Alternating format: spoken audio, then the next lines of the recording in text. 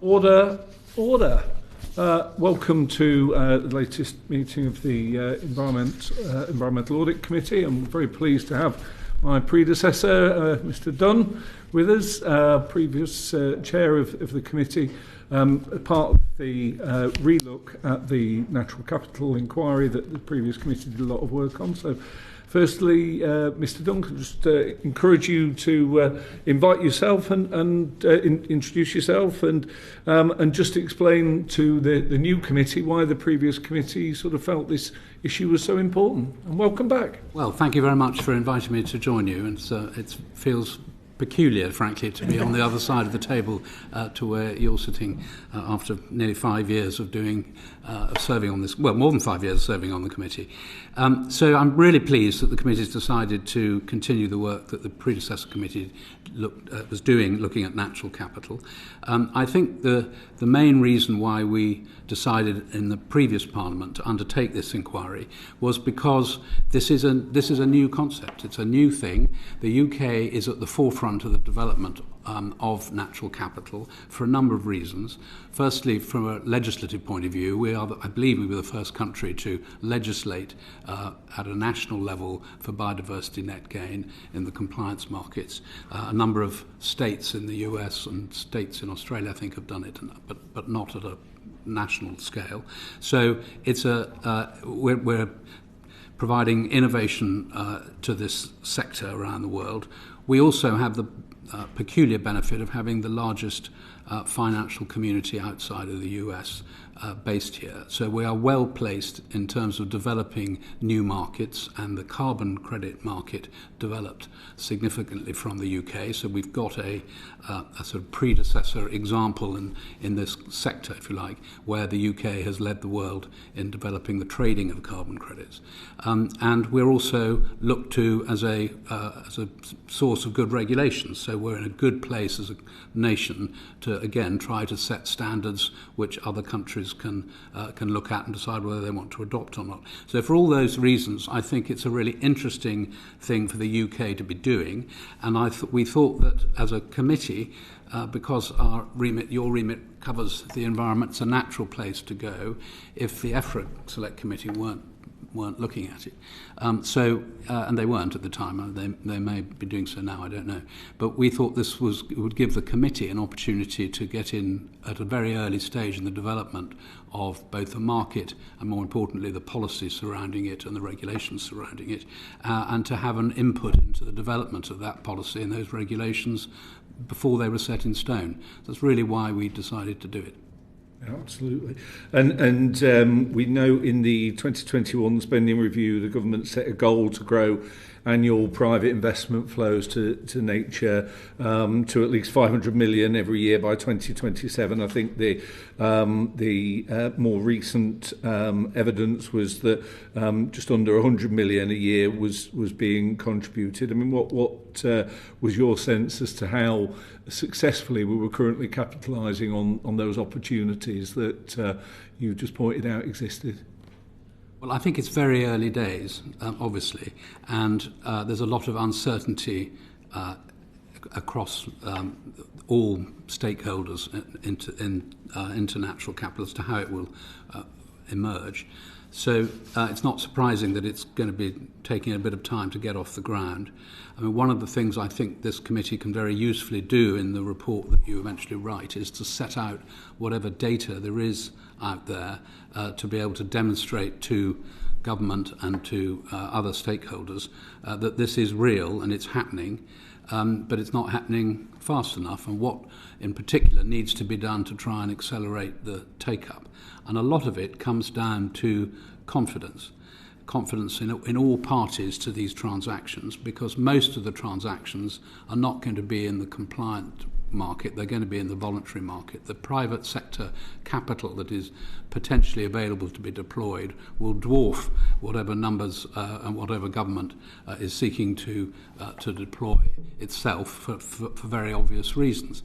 And I think one of the challenges that exists right now is that confidence in the agricultural market, and it's mostly the land users, land managers, landowners who are going to be providing the opportunities here, and marine users, but they're rather harder to define, and governments have a bigger role to play there, perhaps.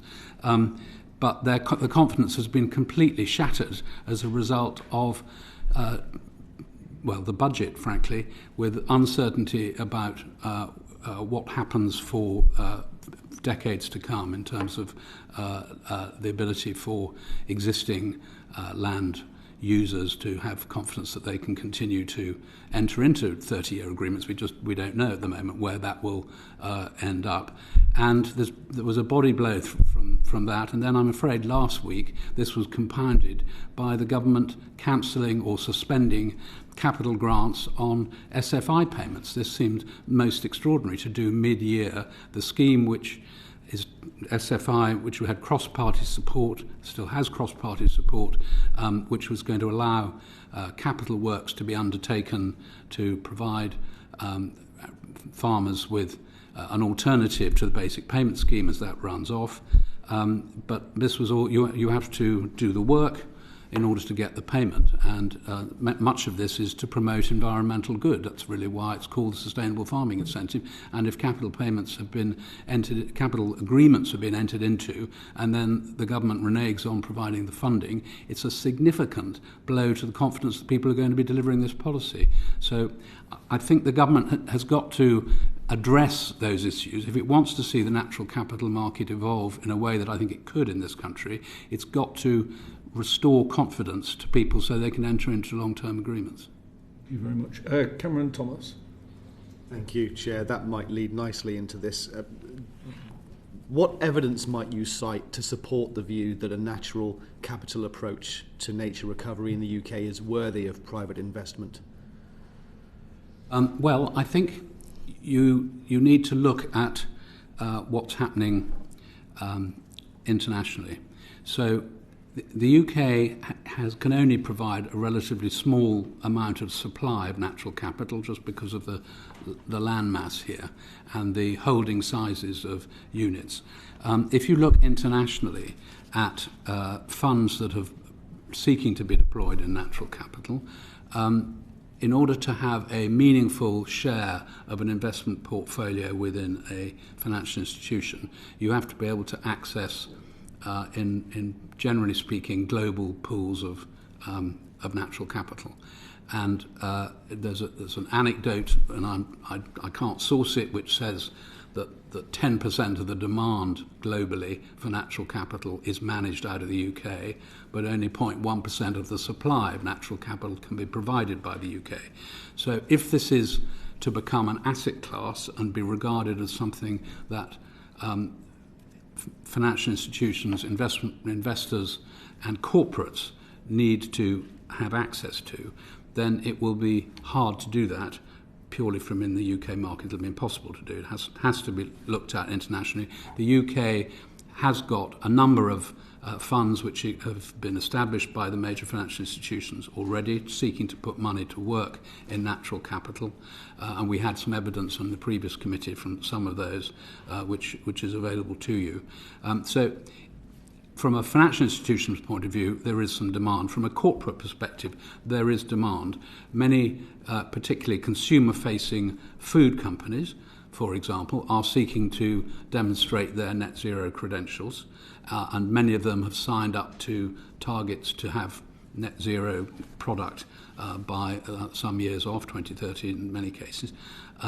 Just take one example which I know from my own experience in agriculture. PepsiCo owns Walker's Crisps. Walker's Crisps are trying to develop net zero potato crisps, which was going to require changes in behaviour throughout their supply chain to enable them to do that. I'm not speaking for Walker's, but I am speaking as a potato supplier to Walker's, and I know that they're looking at a number of measures to try to bring this about, which include encouraging different agricultural practices in order to achieve that. I should, Mr. Chairman, have just said that I should declare that in addition to the biog you have in front of me, where I think I've said I'm involved in agriculture. I have also last week gone on to the CLA Legal, Parliamentary and Property Rights Committee as a co-opted member. And I think they're appearing as a witness in a later session. That's helpful, thank you. Yeah. If I could just follow up with that. For the companies not so progressive as Walker's, who might need a little bit more persuasion, what argument might you make in a boardroom to try and bring companies on board with these recovery schemes? Well, as a committee, going back to the first question, I will address that. We looked a great deal in the last Parliament at biodiversity following the Dasgupta report, and this inquiry sort of followed naturally on from that. It's very clear across the world that there is, through the UN process, demonstrable demand to try to persuade the world to stop depleting nature and to start nature recovery across a whole range of different measures and governments. And so that is being expressed in boardrooms around the world. How do we start to make our contribution to not depleting nature but restoring nature? So it's on the agenda, partly stimulated by, again, leadership from the UK and the Task Force for Nature Financial Disclosure and other work that has been done leading into the UN process, and many of the requirements now of bodies like the Stock Exchange to require increasing disclosure of footprint on nature from corporate activities means that this is on the agenda already. What needs to be done, I think, is to provide sets of standards and metrics to allow corporates to be measured and held to account for their claims and their targets. And that's where I think this inquiry can have a role to play in helping guide the government into identifying standards which will avoid allegations of greenwashing, which is the big concern that this is very difficult to measure, therefore companies will make claims that they can't uphold and can't be held to account for. And that's something which I think governments around the world need to cooperate with to try and identify common sets of standards that apply as much as possible around the world. Thank you. Thanks, Chair. Thank you. John Whitby. Thank you, Chair, and good afternoon, Mr Dunne. Question in two parts. On the basis of the evidence you heard, where do you think government action is most required to encourage landowners to develop nature recovery schemes for their land and also to encourage investment in those schemes? Well, I think it probably goes back to setting the framework, the standards by which schemes can be measured. And I know there's been work done by the British Standards Institute to try and come up with a set of standards. There's the Green Taxonomy consultation, which I'm very pleased this government has decided to continue with. I think these are really important components to try and get this right, because we've really only got one chance to get this right and show leadership. As I was saying earlier, I don't think we can look at this in isolation as a purely UK thing. I think if whatever standards emerge through the taxonomy and the development of metrics, they have to dovetail with the international standards that are being developed at the same time. So the US was developing a set of standards, the EU is developing a set of standards. We need to try and, where we can, ensure that we're not in conflict with those, because if we are, we will find that the UK becomes, rather than a very attractive place to centre such development and to encourage our farmers to participate, we will be isolated and the pool of capital available for the UK will decrease, which it shouldn't do, because, as I said earlier, it's already here at scale. Thank you. In terms of biodiversity net gain, it was as you say, a concept that was kind of groundbreaking. It obviously is very much early days. What was your assessment as to the extent it was working, was leading to real investments that wouldn't otherwise happen? And did you have any worries from the research you did that there was kind of fairly ephemeral actual benefits coming out of some of these environments? Do you think it needs a reform? Well, I think it's very new. It was introduced only, went live, I think, in April this year. So I think it's too early to say whether it's working or not. It's undoubtedly the case that there have been very few transactions yet because it's new, but it is now a legal requirement for all planning consents to include biodiversity net gain. I think the risks to it are as much on the ability for local authorities to be able to give, to have an understanding of what it means. There is a dearth of ecologists in the UK, full stop. There's a particular dearth of them within local planning authorities, and without the ability to assess, they'll have to rely on external consultants. So we could be creating a whole new industry, which may be a good thing for ecologists and employment of them. I think that would be a good thing. But it may slow down. I mean, the government's come in with an ambition to accelerate development, particularly residential housing development across the country. If we don't have enough capacity to be able to consent in a timely fashion, it may actually, this policy might slow down the ability to build houses, which would be counterintuitive and not a good idea. So I think we have to be relatively pragmatic about it. I think from the early transactions that have happened, it seems to be developers are doing whatever they can to try and provide on-site BNG. On the site of the development. That would seem to me to be a good thing. And I don't think we've really seen yet too much evidence of the development of off-site capability. There's some off-site supply being assembled by some of the agents and principals within the property market, but it's just a bit early. Again, it's something that this committee could seek evidence to update the data and get data reported. And one recommendation might be to ensure that all planning authorities maintain a register of BNG within their area, so that there's an ability to assess how effective this policy is being. Yeah, absolutely. And obviously, you referred a few moments ago to some of the decisions made recently in the budget. We were conscious as a new committee coming in, a substantial amount of work had been done in the last Parliament. We didn't want that to be lost. Do you think that those changes have changed the landscape so significantly that the evidence that you heard in the last Parliament should be kind of at the very least updated or somewhat kind of dismissed or diminished in its importance? Or do you think broadly the evidence you heard still stands, albeit there may be changes in terms of that we've discussed? That's a good question and quite hard for me to give you an informed answer, but I would say that the evidence it stands because it remains a very new area of activity. It was a year ago. Not much has changed to that extent. We did during the election, there was a debate about whether or not environmental schemes should benefit from then existing agricultural property relief and business property relief exemptions to inheritance tax.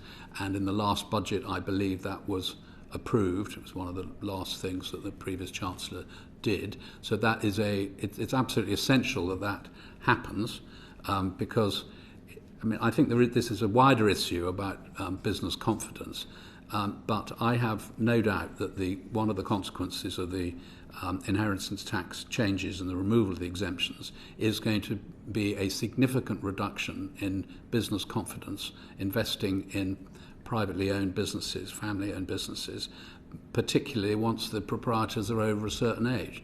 If they know that a significant amount of their investment is going to go straight back to the taxpayer when they die. And I think that will have a chilling effect on investment in agriculture, amongst other, particularly because of the APR relief, and that inevitably will have a knock-on effect into investment in environmental schemes.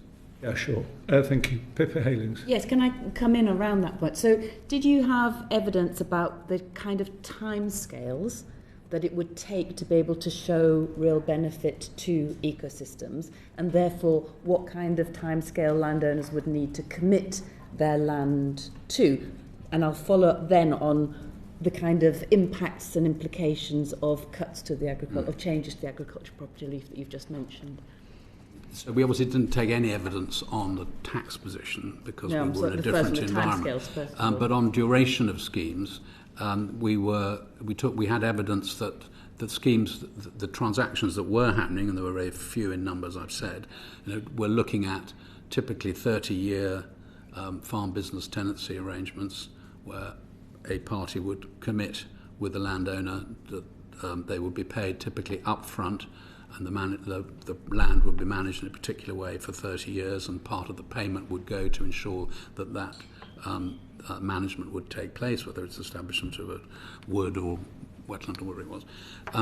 So they were looking at generational length agreements, which may or may not be affected by the new arrangements. We didn't take evidence on that, but I'm also aware of, which we didn't take evidence of specifically, much shorter term agreements being entered into, which have a more temporary impact, but I think may well become a bit more common in the early years until such time as there's greater clarity about the benefit for a long-term solution. I'm thinking about, for example, again in my own case, water companies have been entering into 1 to 3 year agreements for providing overwintered stubbles with green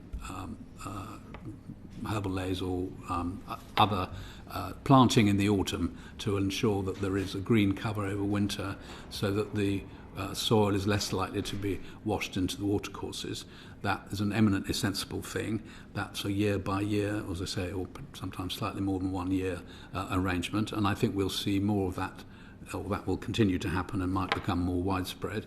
And I think there are other sort of soil carbon sequestration arrangements available to farmers, which are done again year by year or year by 5 year. Those tend to be aimed at improving the sequestration of carbon in the soil, which is a good thing, aimed at improving the soil condition, which is another good thing, and that should have longer-term agricultural benefits as well as environmental benefits. But I think while there is a considerable uncertainty about the taxation system affecting land, it's going to be difficult to persuade landowners to make long-term decisions if they're irreversible, and unless they contribute to their wider objectives, which may be, if they're very young, just growing their business. If they're very old, it might be passing their business on to a next generation. And I'm afraid if you look at the age profile of land ownership in this country, it's very much the latter which predominates. Could I final one? Yeah. follow up with that?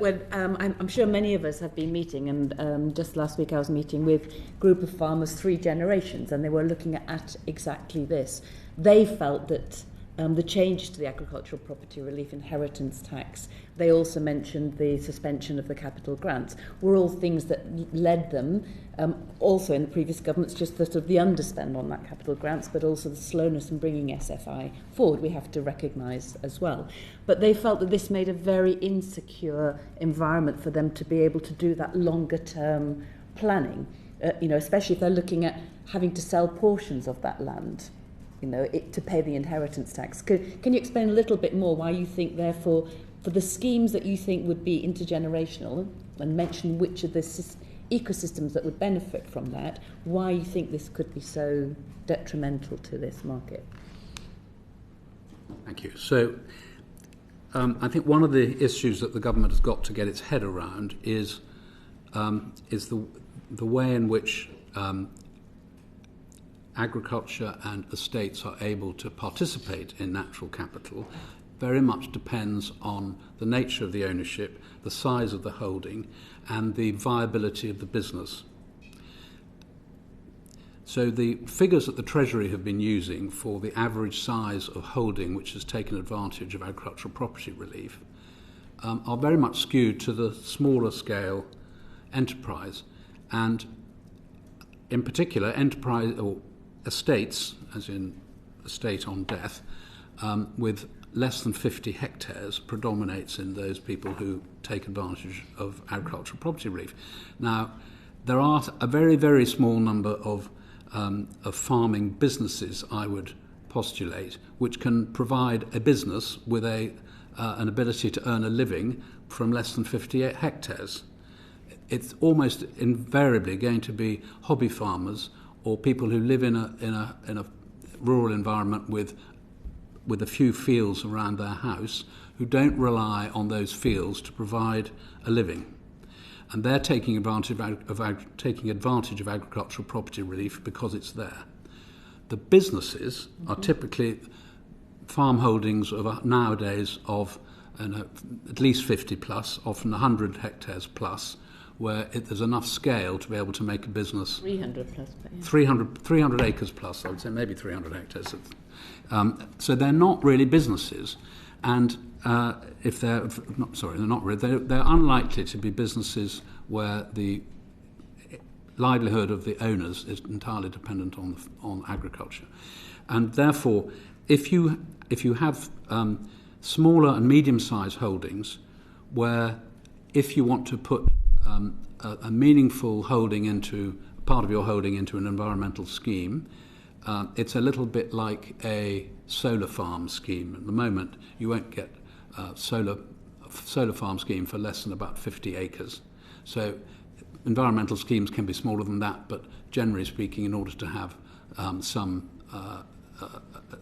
attractiveness to the counterparties, you've got to put a reasonable amount of acreage into a scheme. If you're taking a significant amount of productive agricultural land into an environmental scheme, you've either got to be a large farmer or landowner who's doing it because they can afford to.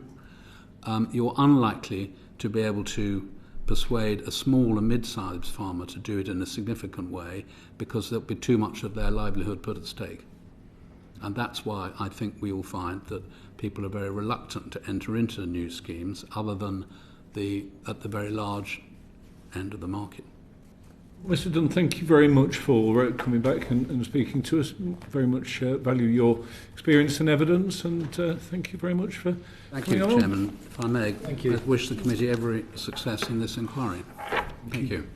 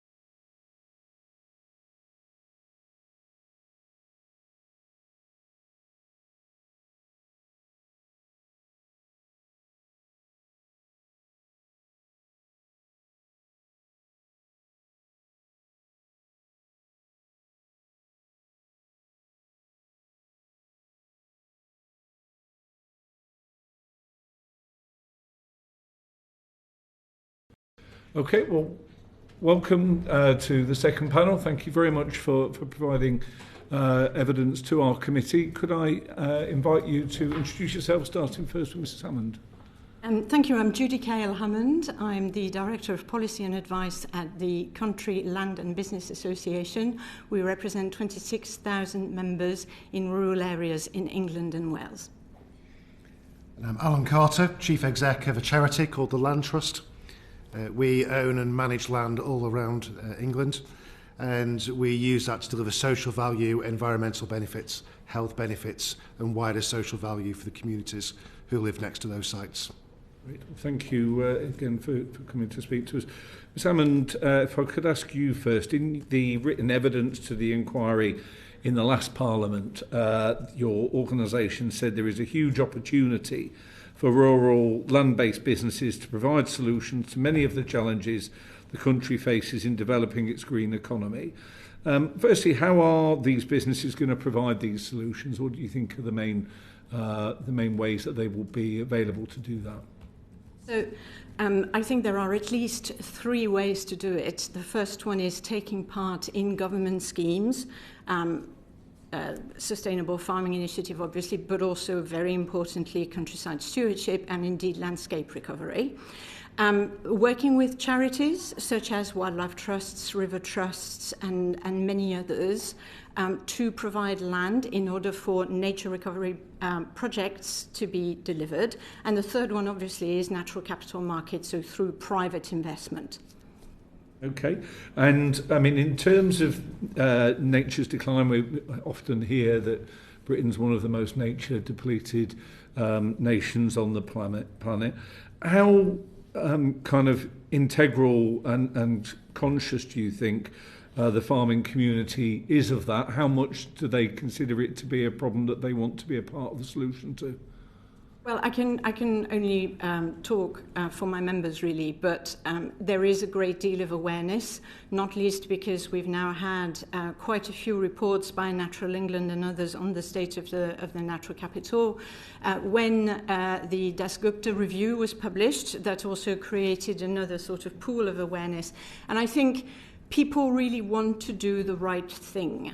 So there are a number of barriers and reasons why this is not always happening, but we've already got a lot of members who are in government schemes, who are really interested, and indeed some of them are already involved in deals on the natural capital market. So it is happening. And where do you think the balance currently lies between food production, investment in nature, government-based nature schemes, rewilding and so on, and the profitability and financial sustainability of the farming sector? Let me try and take those in turn. So I'll start with the viability perhaps and the sustainability. So we've had figures published by DEFRA, I think 2 weeks ago, about the most recent statistics of the farm business income, which is equivalent to net profit. It didn't make very positive reading. It is in decline, and I think that the measures, as Philip Dunne was saying, that were announced in the budget, not just on the change to inheritance tax, but also some of the issues that are within DEFRA's control, are not going in the right direction. So there is certainly very much a drop in confidence, which manifests in people waiting to take decisions on investment, and that will include natural capital investment. And do you think that land-based businesses expect a financial return on any contribution that they might make to nature recovery on their land? So the answer is yes, because they've got to derive an income from that land somehow. And whether it is through food production, nature recovery, or indeed both at the same time, which is perfectly doable, and most people would be considering doing it that way, or something completely different, renewables, afforestation. There are a number of things that you can do with land, but you do need to derive an income from it as a land manager. So the question becomes, what do you do and where do you draw that balance? I think in answer to your previous question, most people would not give up food production. Partly it's a question of culture. They're really deeply attached to that. It goes through generation, remembering the Second World War. And it's amazing, but it's still very much there. But then the question is, either at the margins or in terms of strategy, do they want to take their holdings to be more nature-focused? Are there markets available? Does that fit with the kind of land that they've got? Because not everybody will necessarily be in the right place. So there's going to be quite a lot of things that they will need to balance. Thank you very much. Alison Taylor. Yes, Mr. Carter, I believe you're a chartered surveyor like myself, so we're probably both looking at it along the lines of the financial returns as well that land yields. So can I ask, just following on from the last question, how does the land trust benefit financially from a natural capital approach to the management of its land holdings and its operations? And if I could just ask a couple of supplementary questions around what size of holding would you typically get involved in, and what part of the development process would you get involved? Okay. So thank you. I am a chartered surveyor. I'm also a farmer's lad. So I look at it from a couple of different angles. But I'm chief exec of the Land Trust, which has been doing this kind of thing for the last 20 years. And as a chartered surveyor, I was taught how to attractively sweat the asset, make the most money from the land and property as possible. And as a charity, taking those skill set and actually using that to deliver social value, which is all the environmental benefits, natural capital benefits, but also the wider social value from that as well. Dealing with the first question first is how do we benefit financially from that? As a charity, we're not for profit, and any surpluses we make are invested back in the sites that we have. We have 90 odd sites around the country, 2,500 hectares of land. And we do that to deliver more educational benefits, environmental benefits, health and other social benefits from that space. And the need is absolutely for that. We produced this report just a couple of weeks ago in the building next door, which is about the needs over the next 20 years, both environmentally due to climate change, but also the other needs as well. And so in terms of benefiting financially, we don't necessarily, we're a charity. So does we get more sites, more land from this? Possibly yes, and we already are doing. Does that help us deliver more social value for the communities who are desperately in need of it and for the environment? Absolutely yes, which is really good. In terms of your supplementary questions, what size of land holdings? Our smallest site is probably 1.9 hectares of land, which is here in London, and we can deliver significant benefit from that. Our largest site is probably 190 hectares, and again can deliver significant benefit from it. So I think the size of land from this is a little bit of a moot point. I think it's how it is kind of designed, managed, funded for the long term within that, which then comes on to the second supplementary question you asked around at what stage within the development process do we get involved. Our preference is to get involved right at the start, at master planning stage. In our view, the green space and public open space around whatever the size of development it is, and whatever kind of development it is, if that green space and public realm is designed right and planned in properly, not only can it meet the statutory requirements, whether that's amount of green space or SUD systems, sustainable urban drainage systems, or indeed B&G requirements and 10% net gain or more, it can also deliver significantly greater wider social value. It can make a difference to people's health and long-term health conditions, to the educational needs, to reducing social isolation, all at the same cost of doing what is statutorily required. And so I think if that we get involved early enough and other bodies like us get involved early enough, then that will make a significant difference. Thank you very much. Thank you. Barry Gardner. Thank you. I wanted to ask Ms Hammond, and it's picking up on what Mr Carter said about sweating the assets.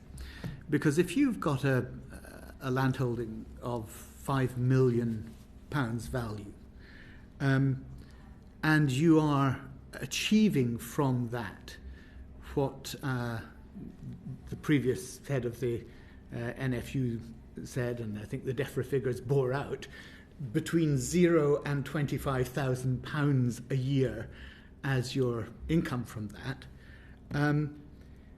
then there's only three ways of looking at that, and I want to ask you which one. First, you're saying that your members are incredibly inefficient in what they do because their return on capital is less than 0.5%. Two, some other party somewhere down the supply chain line is unjustly taking the profit that is rightfully due to the farmers. Or three, they've got very good accountants and can show net zero profit.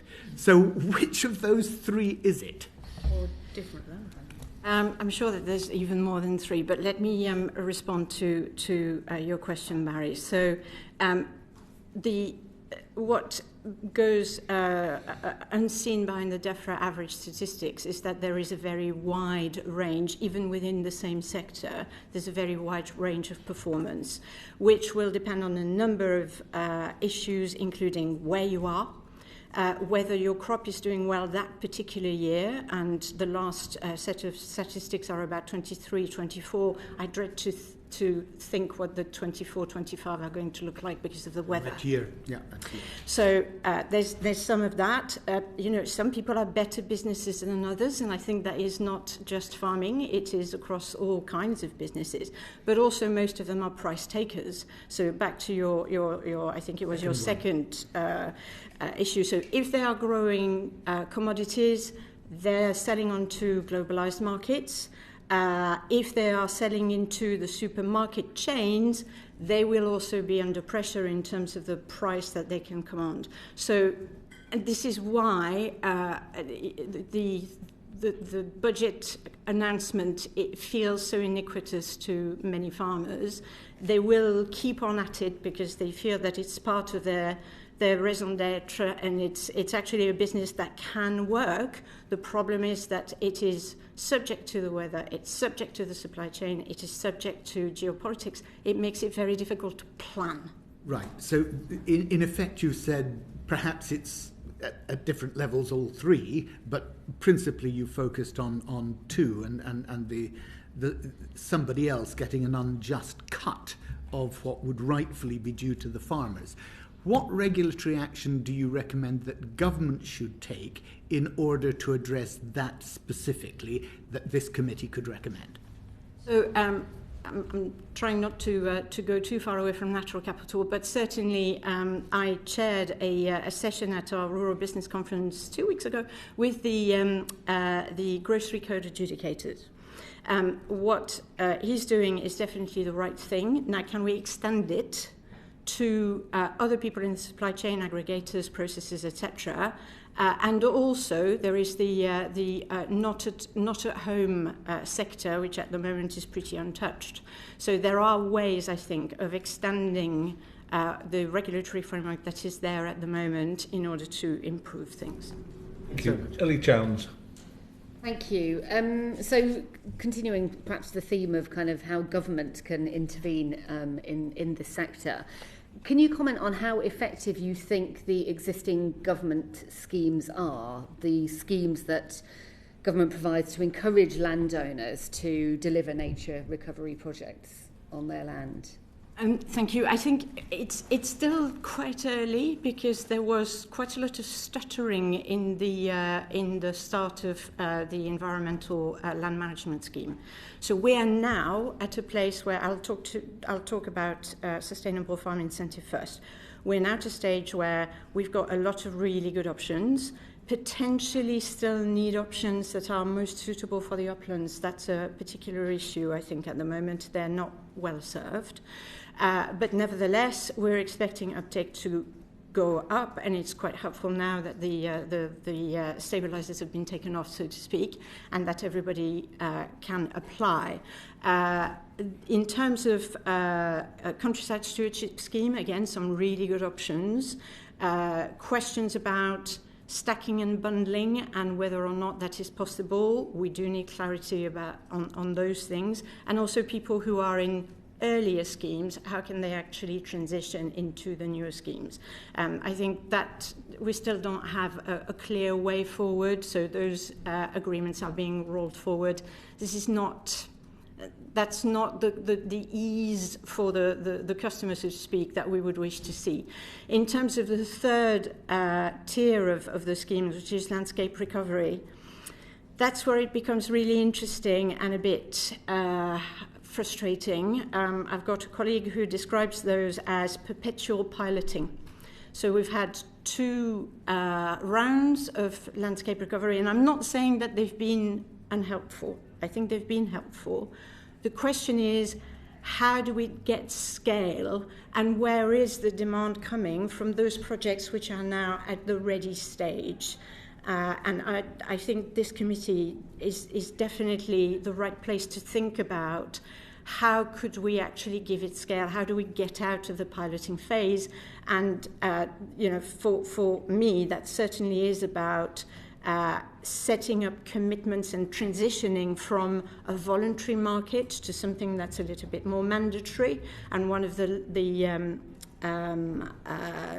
levers that I would certainly recommend is the task force on nature-related financial disclosure, because what that does is it forces businesses to look at their nature footprint and the nature impact and think, first of all, like carbon, how do I reduce them?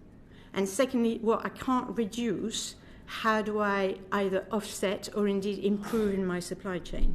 So I think those two things are really important to get it out of this holding pattern we're in at the moment. Thank you. Is there anything that you'd like to add?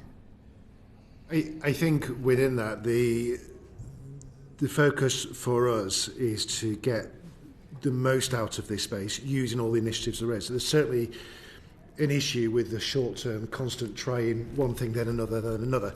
It is good to try things out and not just use the same methods all the time. But some of the conversations we have is, well, let's try this for a few years, then try something different. If you're looking at nature recover, this is a long-term environment, in the broader sense, that we work within. 30 years, although it's a long time for B&G, is actually just a short time. And if you look at the B&G legislation, that is there for 30 years. What happens after 30 years?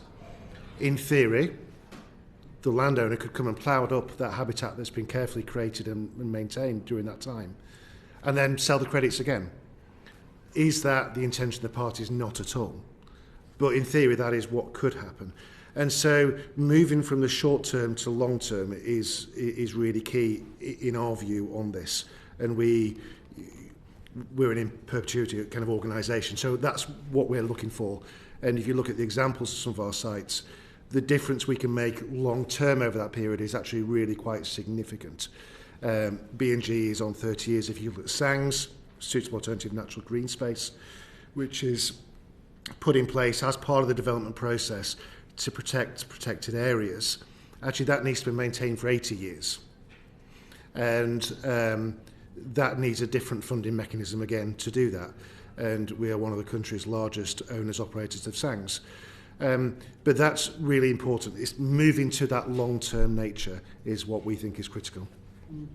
And would you agree that there's significant scope for, you're clearly saying SFI and so forth, you think they're working pretty well, but some tweaking so that they're operating in a much more long-term, tying landowners in basically to longer-term agreements?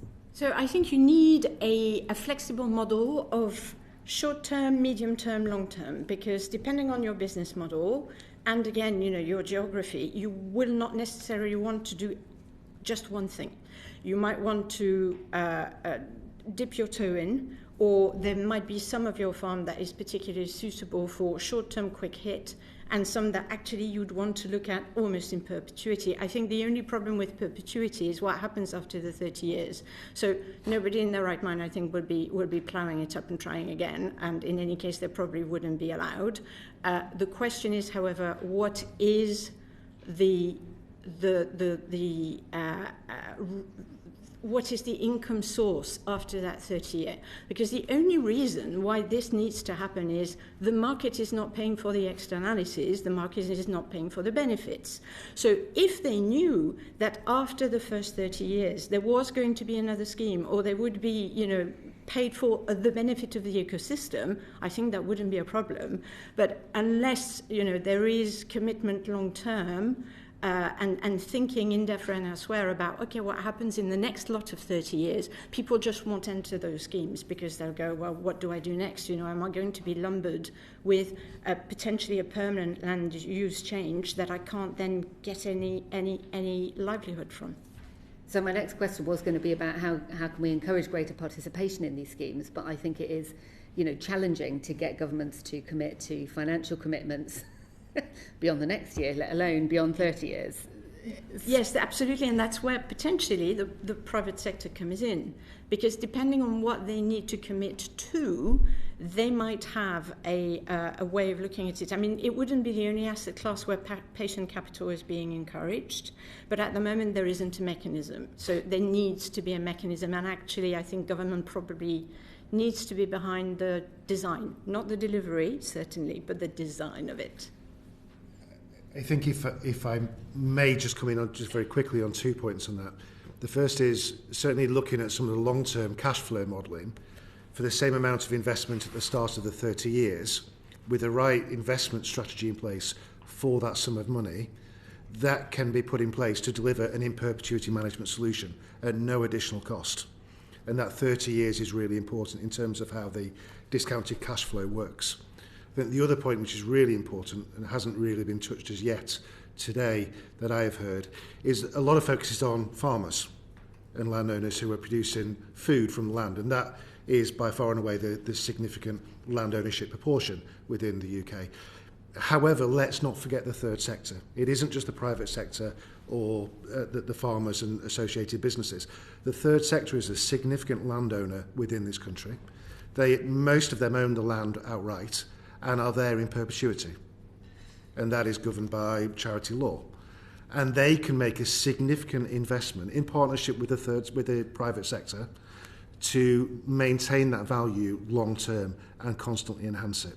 And there's a temptation to dig into the short term and, forgive me if I say party politics within this, but actually the third sector is there, is ready and willing to work with legislators and the private sector to deliver this for the long term. Thank you. Martin Rhodes. Thanks. I mean, picking up what you've just been saying there, Mr. Carter, and also, as I think what you said in your opening comments, Ms. Hammond, was around there's government schemes, there's third sector charity schemes, and then there's private capital. In terms of the government schemes and the charity, they tend to be, at the moment, clearly the biggest part of nature recovery schemes. How do we encourage private capital to invest more in nature recovery? Put that to both of you. Do you want to start this time, Mr. Carter? Thank you. So I think the money comes from the private sector in one of two ways, either for a cash return, a straight investment, private equity or whatever else, and there'll be others who will give evidence to this panel who will have more experience of dealing with that and can comment on that fully. The other main way is through the development process, because that is where there's significant investment, full return, and land is changing hands and development is happening. So what can be done to streamline that? There's obviously a new MPPF, which is under consultation at the moment, which will come out. What we need from our perspective, working with a lot of developers up and down the country, and we are not a campaigning charity, we're there to implement whatever local democracy decides is right to happen in a certain situation. But we will then take that decision and use that for the benefit of the local community and the environment in the best way possible. And so early consultation through the planning process, being mandated through the MPPF and whatever else, not to slow down development, but to make sure it's enacted in the right way to squeeze as much possible benefit from it for the environment and for the wider communities. So that is certainly one way I think that can be improved. But also to have the flexibility of working with the local government planning committees and officers to have that flexibility of approach, so that organisations can be involved through the Section 106 agreements that are in place, or other such agreements, so that there is that long-term delivery from that. You know, we have already signed quite a significant number of Section 106 agreements to deliver B&G transactions and units. Trees are already being planted. Landscapes are already being created on our sites for that. We've got the very first transactions being undertaken now through the legislation. There's been a few months lag, as you'd expect, and they will be kicking in soon as well. So this kind of thing is already happening. It is the scale that needs to come from that, and good advice, good planning through that process. I would totally agree with Alan on scale, certainly. What we were thinking about was how do you create a return? So I'll go back to my idea of having something like nature-related financial disclosure on a mandatory basis, because then there will be an interest in de-risking businesses' nature footprint. The issue of how do you then build the confidence in the buyers was already talked about, I think, by Philip Dunne. Again, two thoughts perhaps for the committee. The first one is there needs to be standards for the private sector schemes and the private sector codes, and the work that the British Standards Institute is doing on that is definitely the right way. But there are also issues of methodology and calculation which come up in pretty much every single conversation we're having with members on this, because at the moment there's quite a lot of ways of calculating not just carbon, which is an absolute minefield, but how do you assess biodiversity units, for example, in a way that doesn't vary depending on the method or the tool that you need. And I think the buyers need some certainty on that, but similarly the sellers too, because otherwise, there is no trust in that market. We are noticing issues which it sounds like Alan doesn't have about scale and how big a project needs to be in order to be investable in. Most of my members are really interested in sort of small scale, but they don't find a buyer for that unless it's somebody who wants to do it for the purposes of environmental, social responsibility. Then small is good. But those things are few and far between. They're depending usually on marketing budgets. If the marketing budget goes, does the project fold? So that's not a very reliable way of getting money. So aggregators exist, and they're probably a good way of dealing with that. There are quasi-environmental cooperatives called the environmental farmers groups that are also enabling people to aggregate. The problem is, at the moment, the costs, if you are too small, are absolutely disproportionate because you still need the legal cost of having agreements, etc. One question for the government, through this committee perhaps, is could there be templates? Because otherwise, lots of legal firms are redoing the same work all over again. Can that be looked at?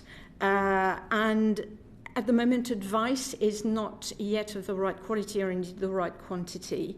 I think the lack of ecologists has been raised. There are issues in other professions. Capital natural investment is still very new.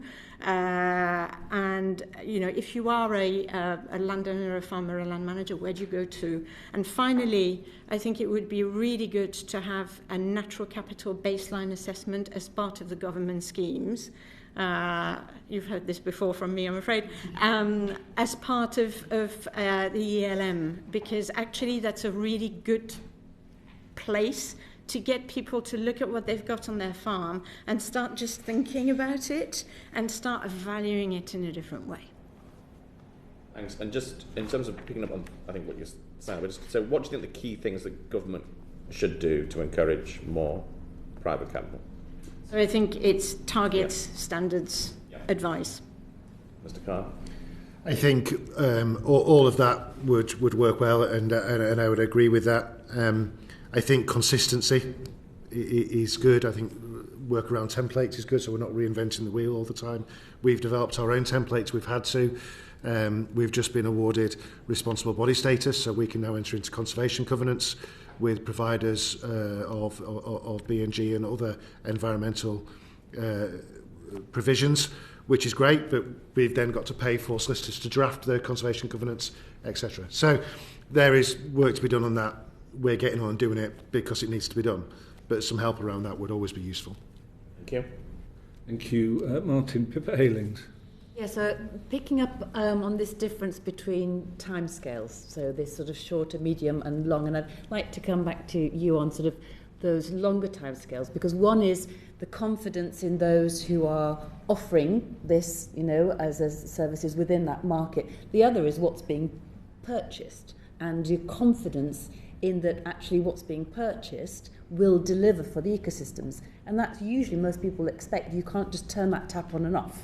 As you said, it gets to a particular point. You haven't bought it just for 30 years. You're actually buying it to be able to produce improved nature recovery or ecosystem services to us and the wider ecosystem. So, as I understand it, in perpetuity at the moment, in legal terms, and as we're talking, it's 30 years, but the covenants that the Land Trust is working on is in perpetuity, as we would all understand in perpetuity, which is, for as long as we can imagine, it's endless, it's in perpetuity. But actually legally, is it right that at the moment that's 30 years, and perpetuity means it, unless you have a conservation covenant over that land? What do you think, if it's not 30 years, what is the right timescale necessary to be able to demonstrate that we've got those ecosystem benefits? I think in perpetuity means forever is a straightforward definition. Within the BNG Acts, I'm not a solicitor, I'm a chartered surveyor, as we've established. It is for 30 years. I don't think anyone ever imagines that is for in perpetuity. Even SANGS is for 80 years, which is not in perpetuity, but is much better. To get those benefits over a reasonable period of time, and for those habitats to develop so the species will come, and the species may not come just because you've created the habitat, but let's say they do, to become established and then breed successfully and then continue and colonise, fully colonise, that has got to take more than 30 years in most instances. So it is that long-term thing that happens. Now, what is interesting, though, is that it can also happen quite quickly. And if I may just give one example of within the Chair's constituency of Avenue Coking Works in Chesterfield, formerly one of the most polluted sites in Western Europe, cleaned up significantly by government grants over a series of different governments. That site now, the freehold of that has now come to us with some of the remaining issues within that site. Really complex site, complex problems. You walk over that site now, and the site looks stunning. It is a country park. We've got football pitches, cricket pitches. But the biodiversity that's happening there is really quite significant. The habitats that have been created and what is now calling that place home, as well as the thousands of people that use it on a regular basis, is really quite stunning. Now, what we can then do is then layer on BNG and other benefits as well to enhance those habitats further. But our encouragement will be to keep then going within that. And again, the financial modelling is key to make sure these can be made. This stuff is not, it is not cheap to do. And you can't just say, well, let's get a lot of volunteers to do it. If volunteers actually are being managed and facilitated properly, that costs a lot of money, and you need to train them, you need to equip them, you need to get materials, and you need to get tools for them. But the benefit of doing that and doing that properly is, not only is the environment looking great and creating a great habitat, you are getting so many other benefits from that volunteering activity, whether that's around reducing social isolation, whether it's around building resilience within those communities, whether it's about mitigating some of the long-term health conditions, musculoskeletal issues, chronic stress, cardiovascular issues, all those kind of issues can be dealt with and mitigated really quite significantly with volunteering. You stack all of that up together long term, that will make a long and lasting difference, not just to the habitats, but actually to the wider community.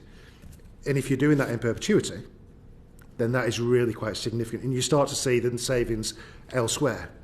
And going back to some of the environmental baselining and that needs to be done, I think there is also a standard around social value, so that everyone who is delivering these kind of benefits actually is using the same level of consistency.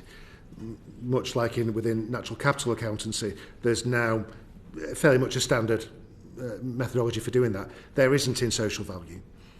And natural capital accountancy is just one small part of social value. And so, again, maybe a recommendation that this committee may want to give is around establishing a standard social value methodology to really understand what the long-term value of this is and can be in perpetuity. That's a long answer to a question, sorry. May I ask into one more in terms of that time scale? We've talked about BNG, but there's also the LNRS, so the Local Nature Recovery Schemes. Would you suggest that those also come into sort of greater statutory significance because they provide a longer term framework for beyond just smaller BNG scale, but actually for what your landowners, perhaps even more than farmers, over a whole mosaic of an area would be providing? So to give a very short answer, as opposed to the long answer I gave before, yes, absolutely. So I don't know whether I may, but they're already statutory. They're being developed, as I'm sure you know. If we were sure that the data that they're based on is accurate, they are reviewed frequently enough, and people are engaged sufficiently to actually be able to ground truth them, we would be less nervous than what we are at the moment about giving them greater significance.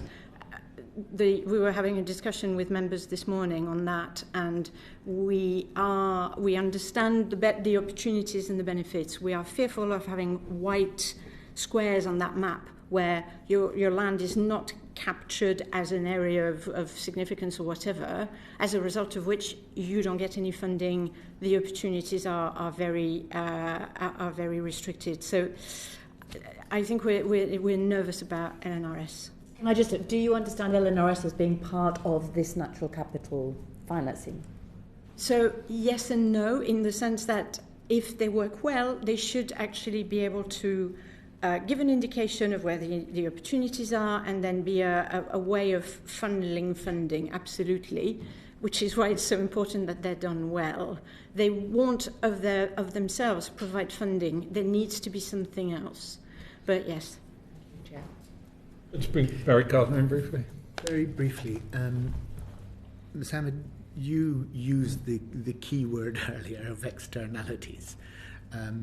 And I suppose the question that all this revolves around is who pays for the depletion of public goods, which are those externalities. And on the one hand, it could be the person who pollutes. On the other hand, it could be the public, or under an ecosystem services payment scheme, it could be the recipient of the benefit of the ecosystem services. But who pays for the depletion in your scenario?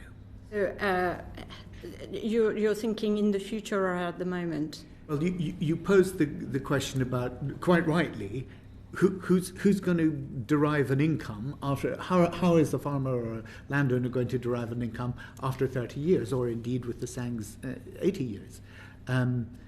How do we think of this as increasing our stock of natural capital as a country, which benefits everybody, but also recognizing that there are people, some of them farmers and landowners, who are depleting that stock of natural capital through what they do, through runoff, through various fertilizer, pesticides.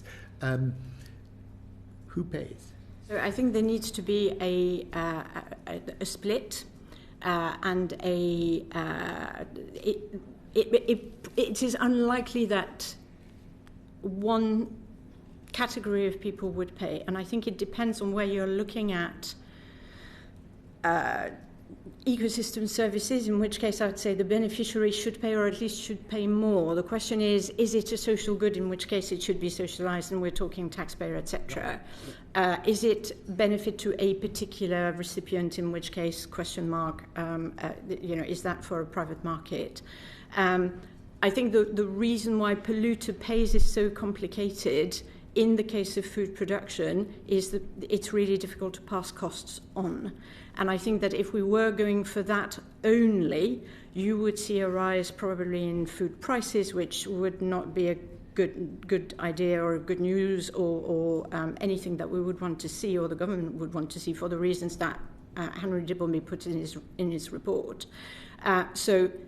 However, that doesn't mean that there doesn't need to be recognition and action to avoid the biggest problems, and that is already limited by legislation, and it needs to be implemented properly. So enforcement is absolutely critical in terms of making sure that people operate within the law. Can I thank you both very much for coming in to provide evidence to us, and we very much appreciate what we've heard. Order.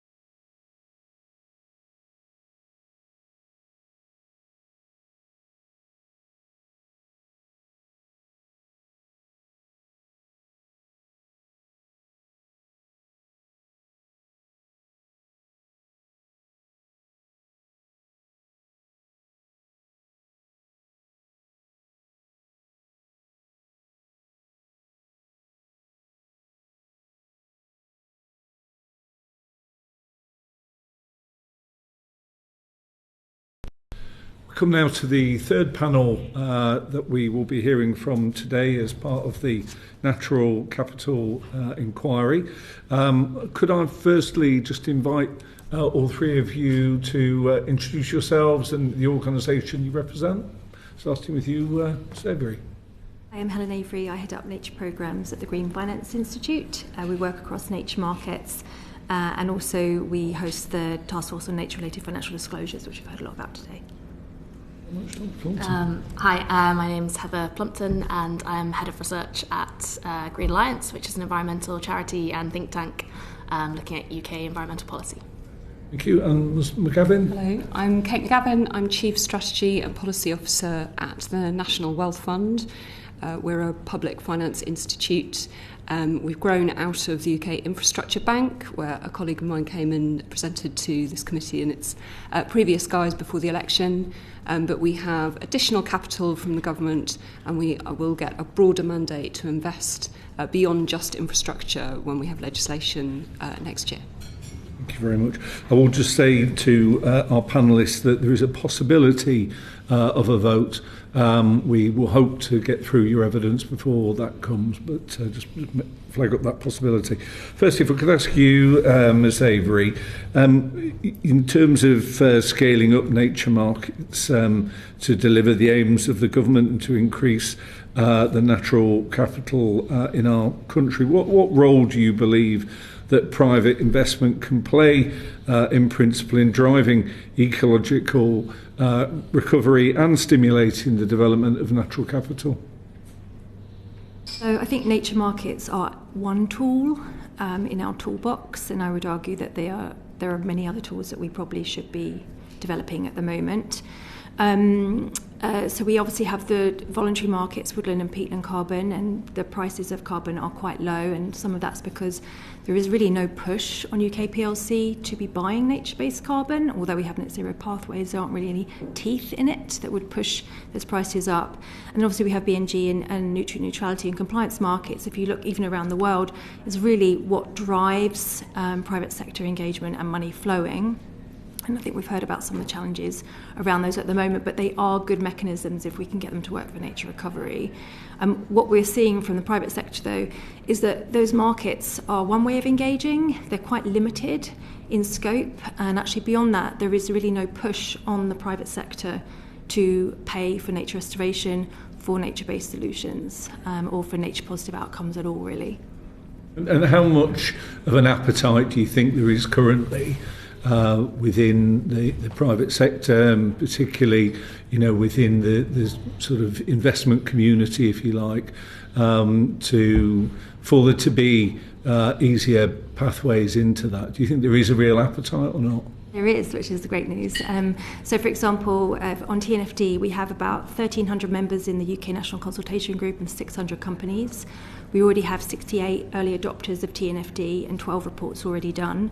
So we know from work we do with groups like Aldersgate that actually the businesses want a level playing field, so they are pushing actually for TNFD to be mandated, although there are other pathways towards disclosures that we could talk about. One thing we floated is around the environmental improvement plan, and we have targets. Should we create sectoral contributions in the way that we have with net zero pathways? And we've already had 25 of very large UK PLC offer their expressions of interest, and some offer statements of support, which we're still gathering, to say this is what we need because we want to know what we can do to start contributing to our broader environmental targets beyond net zero. So there is a lot of interest from private sector. They want to know what they need to do. Yeah, thank you very much. And Ms McGavin, who asked you broadly on the same subject. I mean, what's your experience as to the extent to which there is an appetite for schemes, if indeed those schemes were better understood and resourced? Yeah, thank you. So, I mean, I think, as you've heard from other witnesses, this is a very nascent market. There is activity. I think that because some of this is, a lot of it is done over the counter, it's voluntary, it's quite hard to get the transparency to understand, fully the kind of the scale of the activity that's going on. But it is nascent. There are a number of investors who are interested.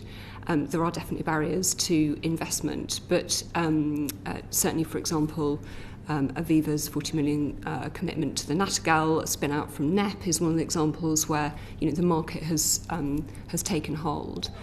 If I can talk a little bit about how we come in to support that. So the work of the National Wealth Fund is based around a set of tools that we have. So first of all, we have built some skills internally, and what is, I think, seen as quite a sort of market-leading set of expertise within the organisation. We've got some banking expertise who are, got deep expertise here. And in my team, in the policy team, we've got someone with an ecology background, which you've heard as being, a skill in short supply. And we bring those two together to look at transactions that we might be able to invest in. Secondly, we sit at that nexus between the private sector and government, so we spend a lot of time talking to the policy teams in DEFRA and talking to the Treasury about where policy direction is going, what government wants to achieve, and that allows us to then interpret that and think about where we might be able to place investment. And then thirdly, obviously, we are able to invest more patiently than other investors.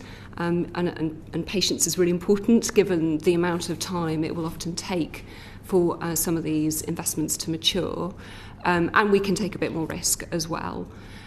So far we've made 2 investments. One, we've done a bridging loan to Highlands Rewilding, and for that we lowered what is normally our minimum ticket size. That's about 25 million. We went down to about 12 because we recognised that, again, the scale is small. There's going to be some smaller investments required.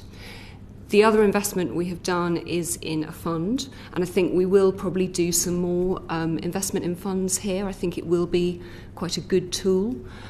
So we invested in Greensphere Capital's fund. And what both of those investments do is support the sort of foundational level for the market. They're supporting the science and the data that is needed to underpin and to then build the kind of certainty and the standards and the metrics that are going to be needed for certainty in this market. We've got a couple of other investments in the pipeline. I can't talk about those in any detail, but despite it being a nascent market, we are seeing some activity, and we are really positive about it and very keen to keep looking for those investments and keep talking to the governments, both in Westminster but also in Wales, Scotland and Northern Ireland. It's obviously a devolved policy area, some of this, so we make sure that we're engaged fully with the policy teams across the UK. And Ms Avery, we know that in the 2021 spending review, the government set this goal of 500 million a year by 2027. Are you able to provide any more up-to-date figures in terms of the amount of private investment and the extent to which government's close to achieving that goal that they set?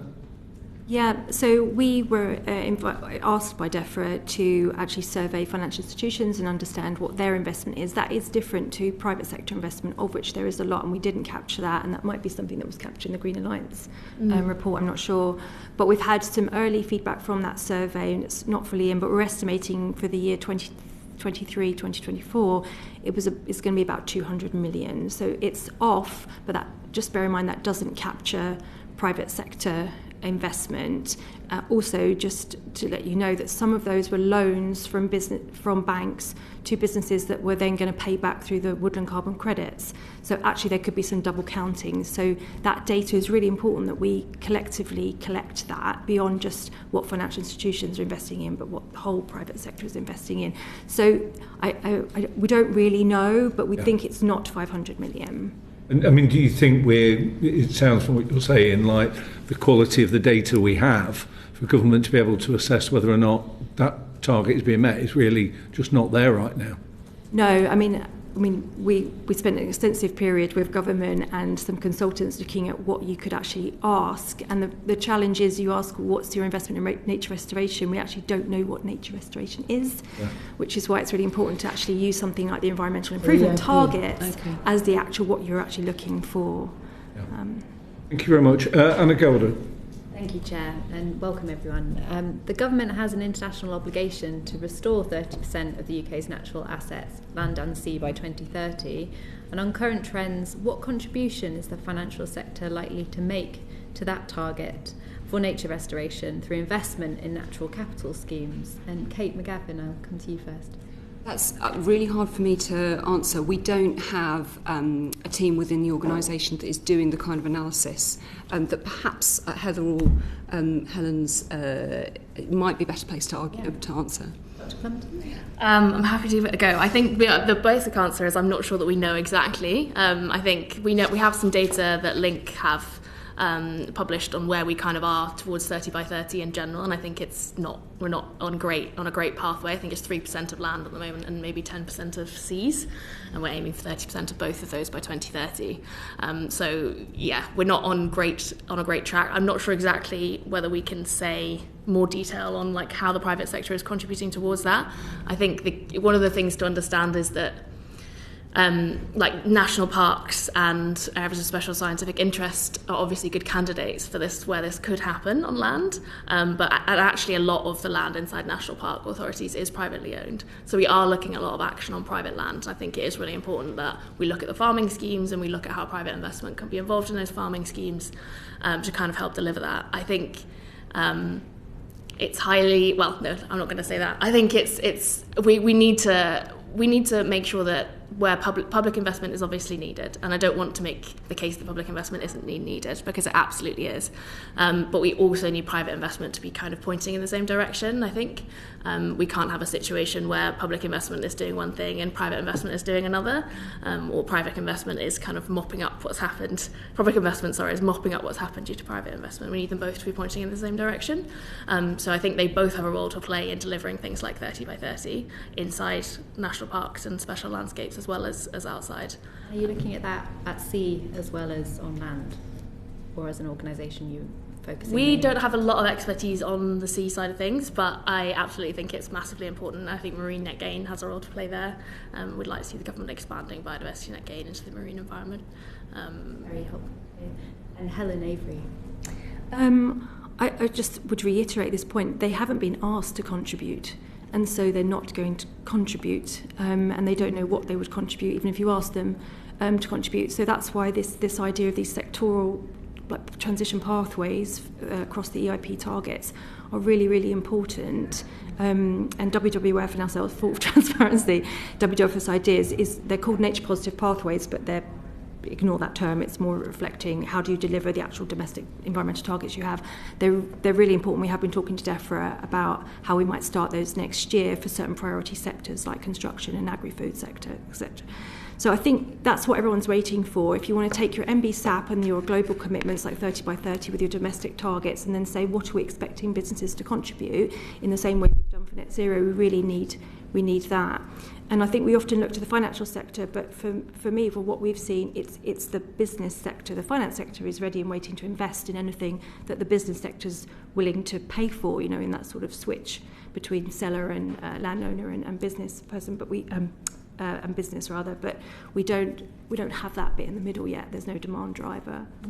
Do you have any reflections on the best or the worst prospects for private investment in nature recovery? You're saying, looking at those industry specifics, but did you have some ideas about the best or the worst place to be looking? So any particular ones that come to mind as a really good space for us to be looking at in the first instance? Do you mean of which sectors to focus on first?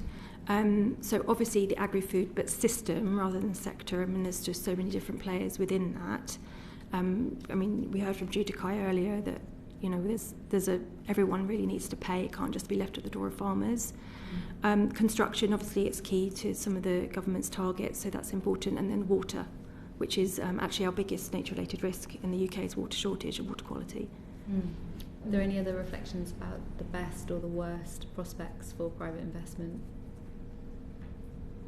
Yeah, I would echo what Helen said. I think the priority sectors we identified were the kind of agri-food and the large food companies and the supermarkets, and looking at what that looks like across the supply chain. That's probably one of the primary sectors that we would recommend looking at. And one of our recommendations is actually that government should set up a kind of commission that works with stakeholders from the food industry, brings in kind of nature academics and civil society to kind of hash out what that might look like. What would it look like to have a policy where you are regulating the food sector and creating that real demand from the food sector to invest in nature-based solutions, or to invest in nature recovery throughout their supply chains. So I think that would be really critical. And water is another good candidate. And obviously there's a lot of discussion at the moment about regulation of the water sector, and it feels like a prime time to kind of integrate some of this nature stuff into that and think about how the regulation of the sector encourages rather than in any way preventing investment in nature from the water sector. Really, really helpful. Before I finish, any sectors to avoid, any particular ones to avoid that you think would be a bad prospect for us to be looking at? They'll all need to be, I think they'll all need to be looked at some point. Energy, for example, is going to be up there. We went with, for the design of nature positive pathways and how they might look, we've gone through those three because they seem the most critical in terms of their impact and dependencies on the natural environment. But obviously energy is also up there, and you could just keep adding and adding and adding over time. Yeah, I would say there are some things you probably want to do economy-wide. Like there's the Task Force for Nature-related Financial Disclosures. That's an economy-wide measure. There are some things that you need to do across every sector. And then if you want to look at developing specific kinds of compliance markets, and maybe that's a more sector-specific job, and you want to look at food and water and things first. Yeah, I would agree with that. We don't take a sector-based approach, but certainly those disclosures, as you say, they're not the sole tool, but they are a helpful demand driver, and I think an important part of the toolkit. I might just add, within those sectors, however, it's probably important to separate out SMEs from larger companies. I know TNFD's got some guidance around SMEs for the broader nature-related disclosures, but obviously that would be a very different ballgame for SMEs than larger companies in delivering against targets. Thank you. I'll go for Helen briefly and then come to John.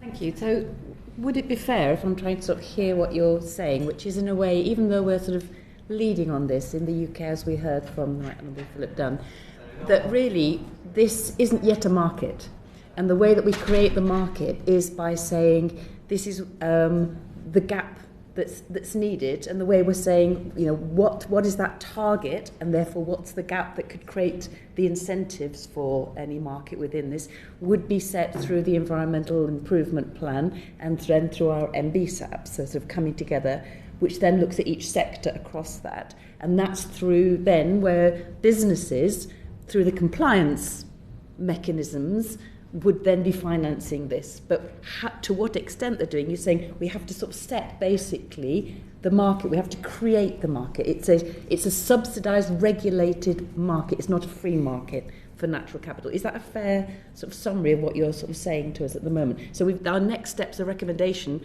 are to actually define the boundaries of, what we're purchasing and how.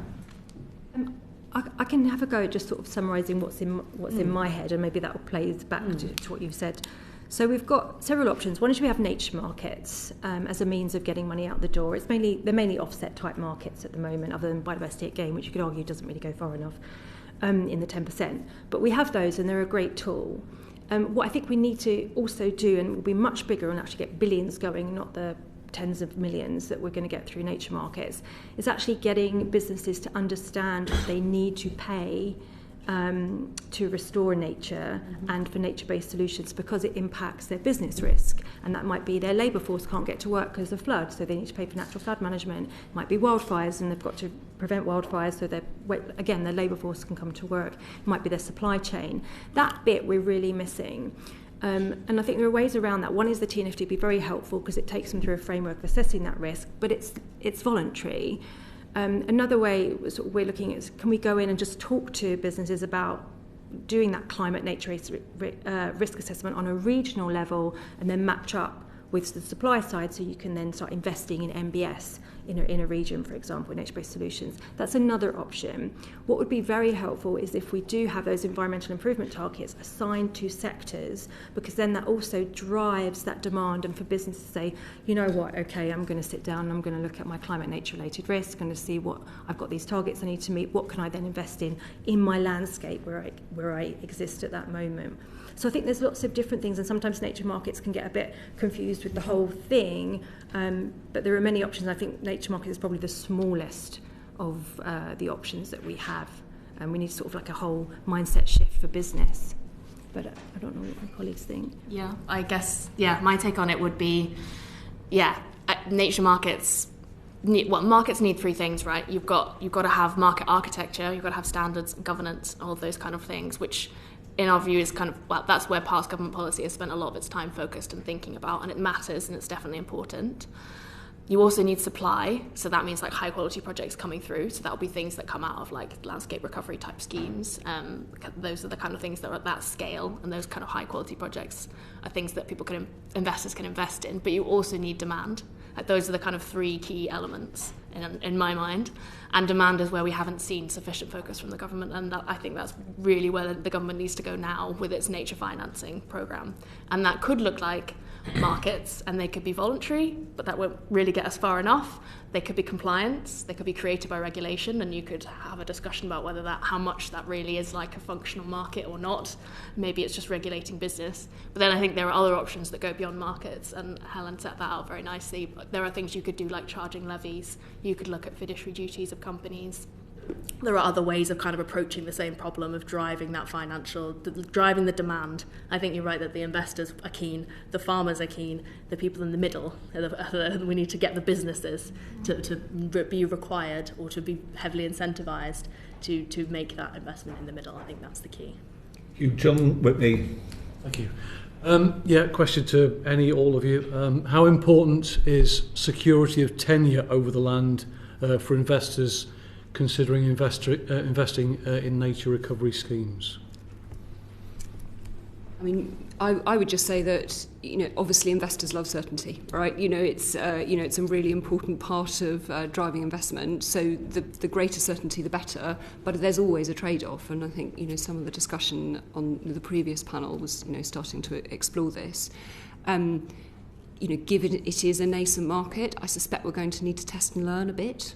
And I think that's what we're sort of starting to do. But it's clearly a really important element for us to sort of unpack and kind of wrestle with collectively, both with investors and the suppliers.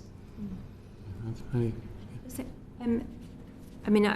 wholly agree, and that it's such a dynamic field that we're in that I don't envy governments in trying to set policies around it, because I think even B&G, it's going to be changing all the time as we're learning about, is it actually working in terms of delivering on the nature recovery we need.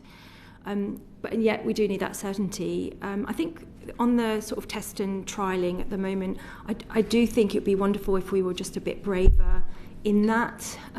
So for example, the National Wealth Fund is fantastic and does an incredible job, but it's commercial returns, and a lot of these projects really need long patient capital until we actually get the business demand online, and probably 3% rates of return. Highlands Rewilding is an excellent case, and they did amazingly to get NWF funding, finance the bridge loan, and it's done wonders for the reputation. That was 8 to 13%. That's like £1.1 million in interest that will have paid back. And we just need a different mechanism to maybe complement the NWF that offers that kind of patient capital, so that these projects can get off the ground, and large estates and aggregated models that we heard from earlier can actually start to test some of this through.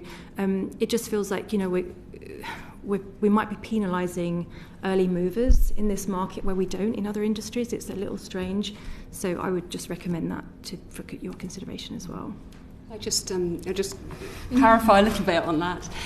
So we can do concessional finance, and we can make a lower return, and the cost of our capital is lower, which is one of the things that enables us to do that, as well as the fact that when we look at our return, we don't just look at financial return, we look at a set of impacts as well, which obviously government is asking us to prioritise. The Highlands loan is a bridge loan, so it's a slightly different kind of financial instrument that we would use compared to, for example, where we're cornerstoning the Green Sphere Fund. So we do have a range of financial tools at our disposal. We're obviously always looking for investments to make, but we are also conscious that we're managing public money, we're managing taxpayers' money, so we need to take risk, but we need to take it prudently. And very topical question, are the changes to inheritance tax relief on agricultural land likely to cause any issues for schemes which are required to be in operation for, as described, 30 years in order to get realised benefits?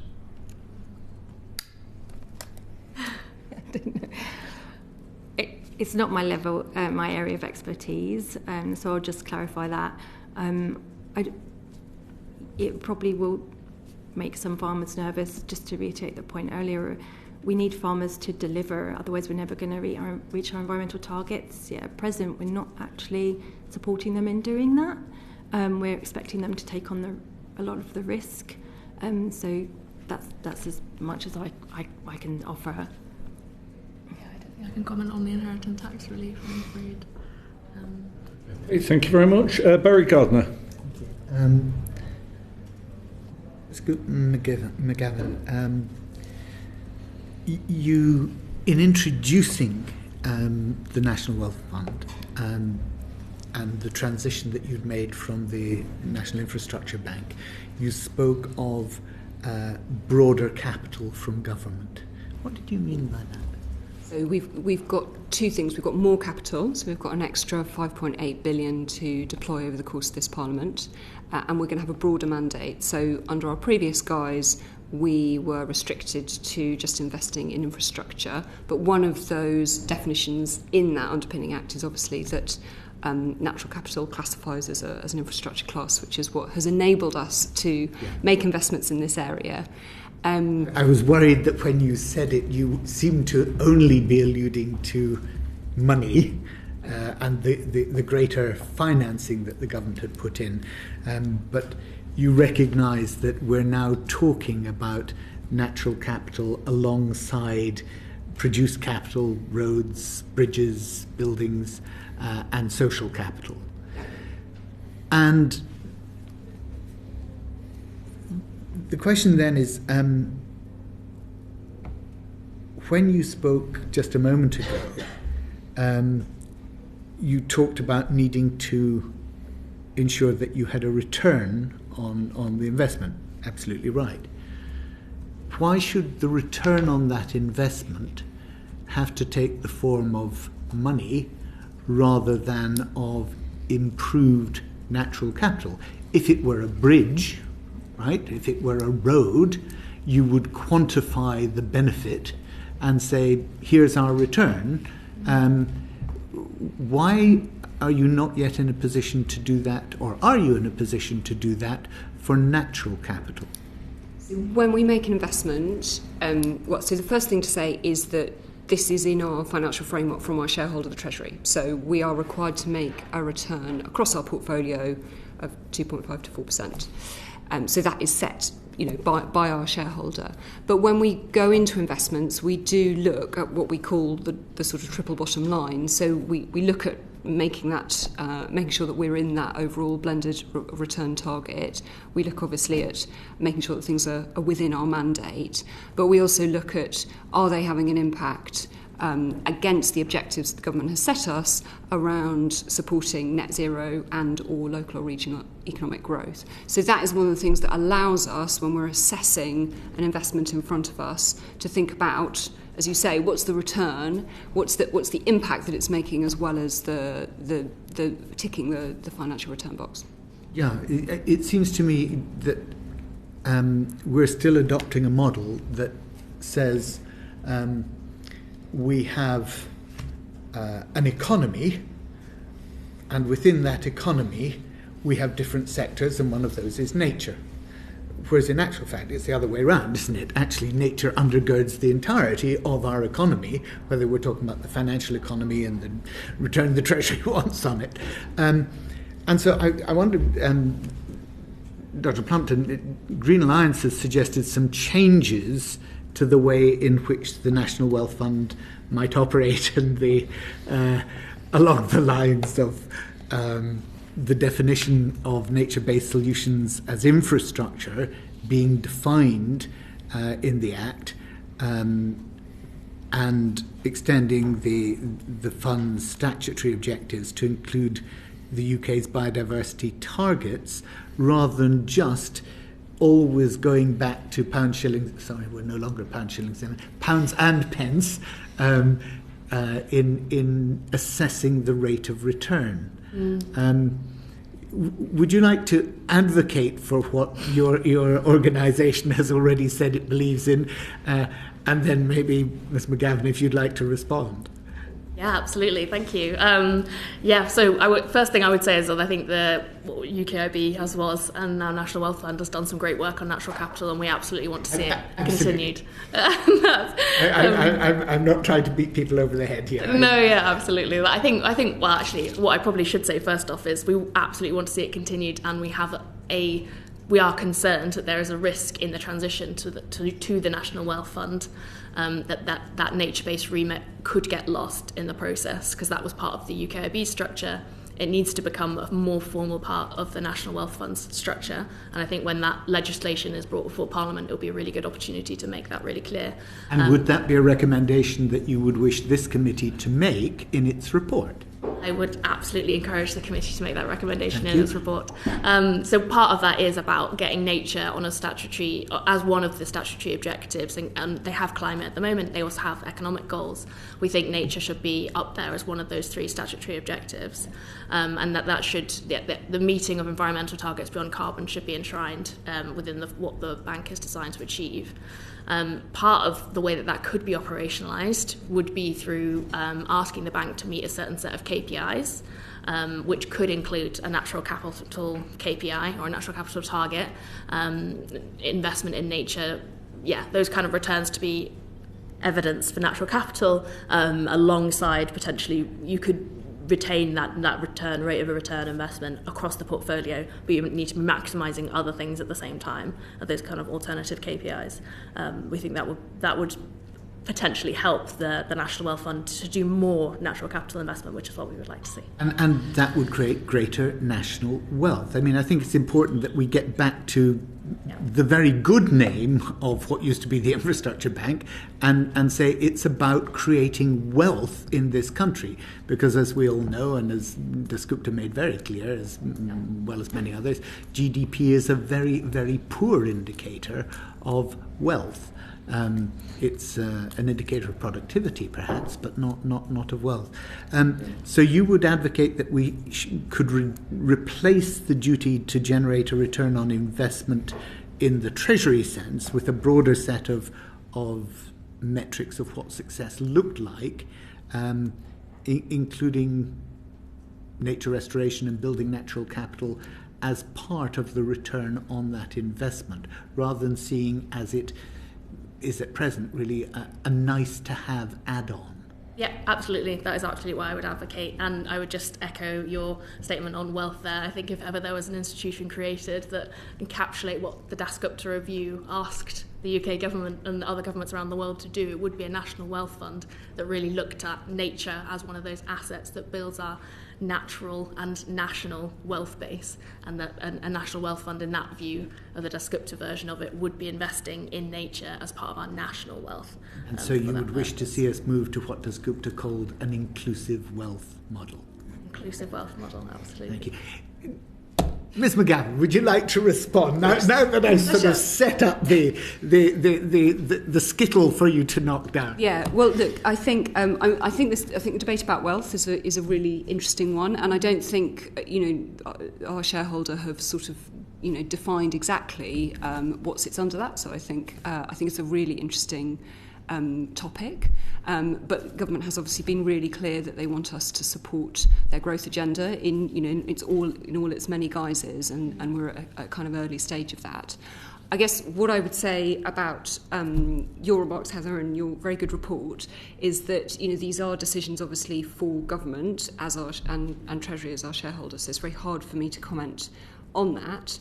But it's certainly the case at the moment that we do already have, as I say, a set of sort of impact metrics that sit alongside our return target. And so it's certainly the case that our shareholder, I'm sure, will look at all the ways in which we define impact and will give us a steer on how they would like us to do that when they give us a new strategic steer next year. Thank you very much. Alison Taylor. Thank you, Chair. Dr Plumpton, the Green Alliance's proposals for increasing private investment into nature markets seem to rely on government action to increase obligations on developers and companies. Would you care to comment on that? Yeah, I think that where we're viewing the situation of the policy at the moment is that it has kind of focused on creating the conditions for the voluntary market. So those kind of standards pieces that Philip was touching on earlier, and moving towards having the governance in place to govern that market, which is something we're hoping to see the consultation on very soon. I think that will only take us so far, and building on what Helen was saying earlier about the kind of the voluntary space being well and good, but it's not going to deliver the scale of nature restoration that we need to see to meet our kind of commitments, like 30 by 30. So we're going to have to seriously look at what would drive demand for business to invest at a serious scale.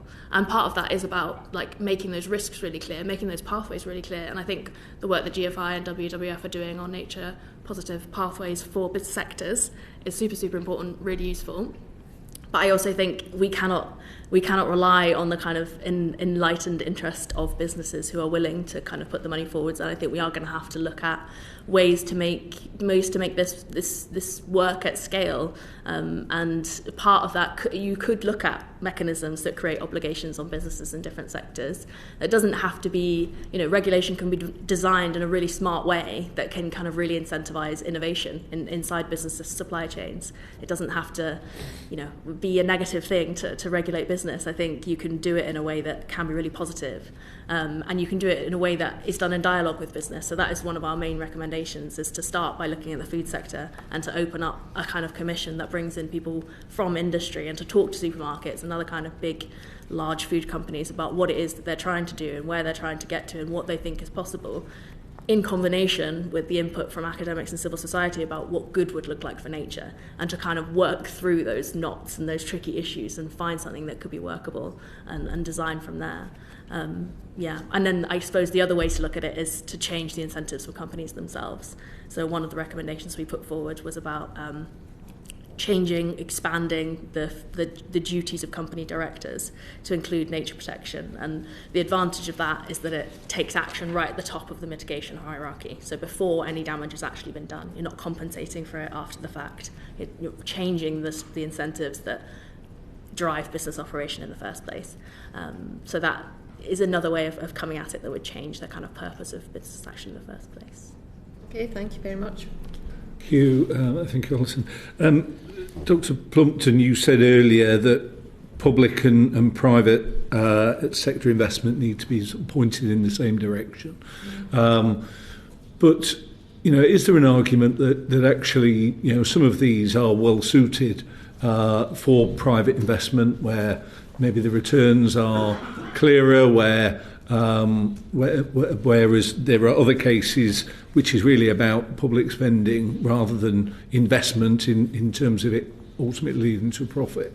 And is there a danger that this sort of push towards markets prevents government doing things that are actually sort of fundamental government responsibility? So, is it always the case that public and private sector investment needs to be pointed in the same direction? Or isn't there an argument that sometimes, they are different things?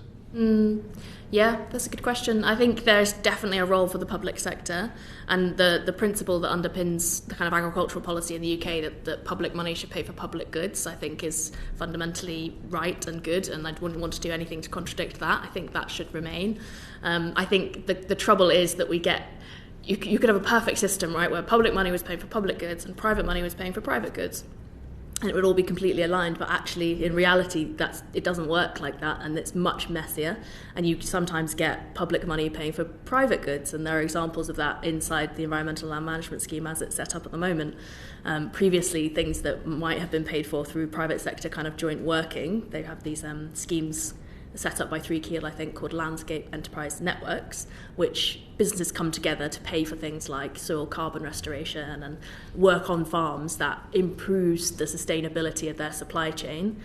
Previously, they were paying through private money. SFI now pays for some of those things, so we're kind of using a public money to pay for a private good in some instances. So I think there are lots of messy lines here. It's not very easy to work out. I guess my overarching view on it is that the public sector cannot pay for the damage that has been done to nature by the private sector. That can't be the endless loop that we get stuck in, where the private sector damages nature, public sector steps in to restore it. Partly because those two flows of money are just completely different in scale. So you will never actually be able to restore all of that with public money. So you've got to redirect the private finance flows in a way that they are actually contributing to the recovery and the restoration of nature. Okay. McGavin, on that whole question about whether public spending and private sector investment, maybe partnered with government, are sort of are distinct, and we should just accept that. What's your response on that? So I think having a clear common goal and a clear set of objectives is really important for both partners. I would agree with Heather that the gap is too big for public finance to ever bridge, in and of itself. But I think there will always be a role for some grant, some kind of public intervention. I think that when you make support for natural capital part of that cost of doing business, then you will help unlock the private finance flows, and that's we've obviously talked about some of the different ways that's made possible. But I also think that institutions like us are important, because we're where the sort of blended finance models start to become apparent, and we can, as I say, test some of that out, learn from it. We can hopefully also provide some sort of international leadership in terms of showing what is and isn't possible. So I think that blending is a really important part of the mix. Okay. And Ms. Avery, we heard from earlier panel about biodiversity net gain and the obviously in its infancy, but nonetheless being closely monitored. What's your sense as to what that tells us about this subject and the success or otherwise of the way it's currently being implemented? Well, it's early days for biodiversity net gain. It's a model that should work. As I mentioned earlier, 10%. It remains to be seen if 10% is really going to deliver on the nature recovery we need. And there are some challenges, as I think have been well said before, about LPAs not having access to ecologists and the right resources. That's a challenge, and the fact that there's some of these challenges that we wanted off-site habitat banks, and there seem to be some loopholes around developing on-site, which doesn't really get to the root of the reason it was set up. But I think there are mitigation banking models actually in many other countries. I know we often say BNGs are first, but it's not, and they do work for the very fact that they're regulated, but you have to keep constantly being on them and improving on them, which I do feel like we have said that that's what's going to happen with BNG. My concern is that we are at a point, and I think we know this, that we cannot roll back public sector funding in the environment and pretend that the private sector is going to pick it up. Like, I think it has to be both public sector investment and private sector investment, both pushing forward and increasing. And that's the only concern I think that people have at the moment, is that we're looking at these markets as a means of how can we save money on the environment and have the private sector pay, and I just don't think that's going to work. If anything, because the private sector will say, well, where's your skin in the game as well? And so that's what I would just say about the markets piece. I think there's a high focus on it and a concern that we're not going to put extra money in from government. Thank you very much. So one sort of final point as we bring this session to a close. Are there any final points you would like the committee to consider before it makes its recommendations that maybe haven't had the opportunity to cover, or any points you would really want to stress? I'll start with you, Ms. Avery. Well, I think I made the point on the fact that we have to sort of turn the EIP targets into practical delivery for business, and that will really help us also understand what are some of the challenges between delivering net zero and nature together, and what's the cost of that's going to be to business, and what kind of investment do we then need. And that's when the National Wealth Fund could step in some of those big investments.